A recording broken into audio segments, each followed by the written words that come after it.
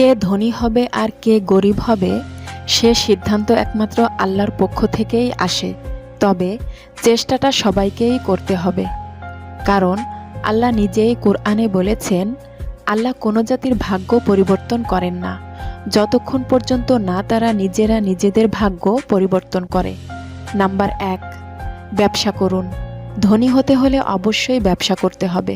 Innovative business idea খুঁজে বের করুন, যে ব্যবসা অন্য কেউ করে না কিন্তু আপনি করবেন এবং অঢেল অর্থ উপার্জন করবেন।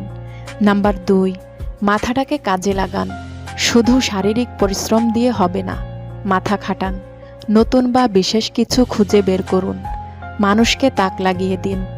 নাম্বার 3, বিনিয়োগে বিচক্ষণ হন। যেখানে ঝুঁকি কম কিন্তু লাভ বেশি সেখানে সময় ও অর্থ বিনিয়োগ